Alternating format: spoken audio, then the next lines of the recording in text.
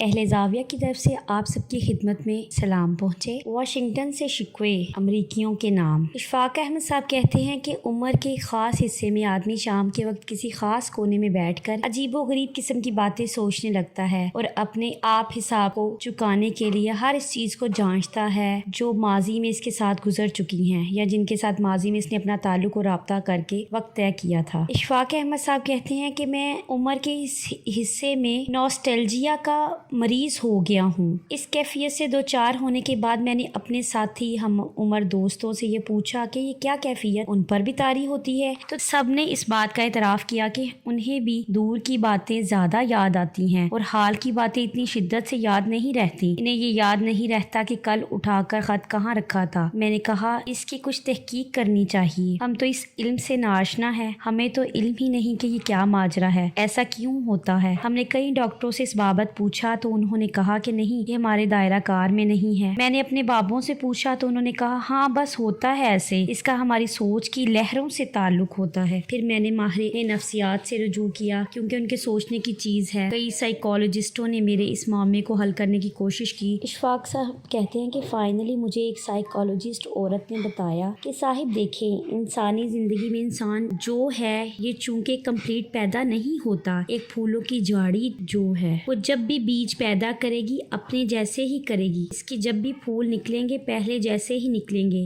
ایک کتا پورے کا پورا کتا ہوگا، یہ نہیں ہوتا کہ وہ کتا کہے سوری سر میں نے ابھی میٹرک نہیں کیا اس لیے میں اچھا کتا نہیں ہوں۔ وہ وفادار ہی رہے گا، آپ کے حکم کا منتظر ہی رہے گا، مالک کو دیکھ کر دم ضرور ہلائے گا۔ ایک گھوڑا مکمل گھوڑا پیدا ہوتا ہے۔ ایک گھوڑے کو بغیر کسی انسٹیٹیوشن سے سیکھے پتا ہے کہ اسے کس پتھر پہ قدم رکھنا ہے اور کس پر نہیں رکھنا۔ ایک گھوڑے کو پتا ہے کہ ایک بچے کو بٹھا کر کس احتیاط سے چلنا ہے۔ انسان ایک ایسی مخلوق ہے جو اپنے آپ کو ہر وقت تکمیل کے دائرے میں داخل کرتا رہتا ہے اور آگے چلتا رہتا ہے، وہ مکمل نہیں ہوتا۔ یہ بڑی عجیب و غریب بات ہے کہ کائنات کی اشرف المخلوقات کہلانے والی مخلوق میں یہ کوتاہی ہے کہ وہ پورا نہیں ہے اور وہ اس کمی کو پورا کرنے کے لیے کوشش کرتا رہتا ہے۔ طرح انسان کا بچہ یا انسان جو ہے یہ ٹائم کے اندر سے گزرتا ہے اور وقت ہی اس کا ماضی ہے، حال ہے اور مستقبل ہے۔ یہ ماضی کو پیچھے چھوڑتا جاتا ہے اور گھوڑے کی طرح پاؤں رکھتا جاتا ہے اور اس کی نگاہیں مستقبل کی طرف رہتی ہیں اور اس کی ساری ترکیبیں اور ترغیبیں مستقبل سے وابستہ ہو جاتی ہیں۔ چوتھی کا بچہ دیکھتا ہے کہ اسے 5ویں جماعت میں جانا ہے، پھر 5ویں سے میٹرک میں جانا ہے، میٹرک کے بعد مجھے اپنی زندگی اس طرح ڈھالنی ہے، ڈاکٹر بننا ہے، تاجر بننا ہے، اپنے آپ کو ایک تکمیل کے اندر رکھنے کا خواہش مند ہے اور کمپلیٹ ہونا چاہتا ہے تو اسے اپنے حال پر نظر کرنی چاہیے۔ تکمیل کی یہ خواہش، کمپلیٹ ہونے کی یہ خواہش ہو تو اسے اپنے حال پر نظر کرنی چاہیے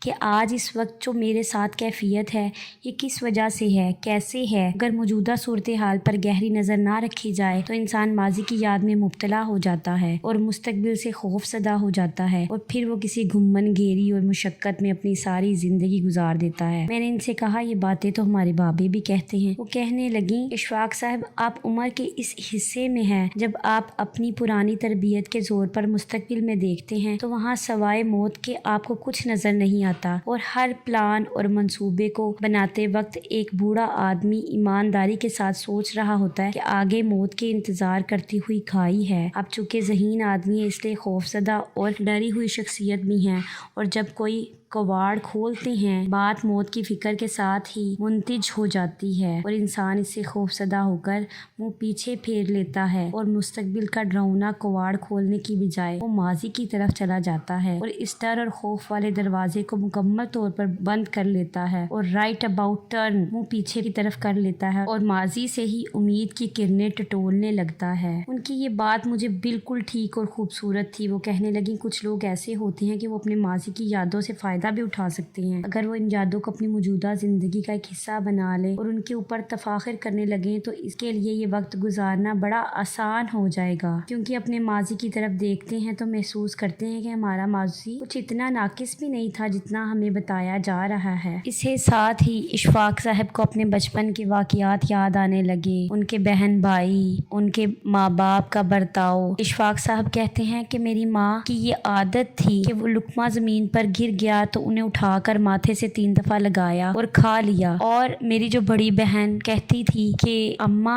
इस पे तो बहुत से जरासीम लगे हुए हैं, तो वो कहने लगती कोई बात नहीं। तो मुझे महसूस होता था मेरी माँ जरासीम के मुकाबले में खुदा से ज़्यादा डरती थी। वो कहती थी कि इस रिस्क की बेअदबी नहीं होनी चाहिए, इसराफ नहीं होना चाहिए। अब ऐसा रवाज नहीं है, बावजूद इसके कि हमारे यहाँ अहले इल्म तेज़ी के साथ बढ़ रही है और हमने ऐसे मेथड इख्तियार कर लिए हैं जो शायद आगे चलकर इतने काम नहीं आएंगे। लेकिन अब एक कौम इस दुनिया में अभी भी मौजूद है जो इखलाक पर कायम है। इस कौम के गाँव में अभी भी इखलाकी कदरें मौजूद हैं जो हमने अपने बचपन में देखी। आपको ये सुनकर ताज्जुब होगा और हैरानी होगी कि वो कौम अमरीकी लोग हैं। अमेरिका की हुकूमत, इसका वाशिंगटन डीसी और वाइट हाउस मुख्तलिफ है। इसके रहने वाले और देहातों के वासी इन हुकूमतों से बरक्स हैं।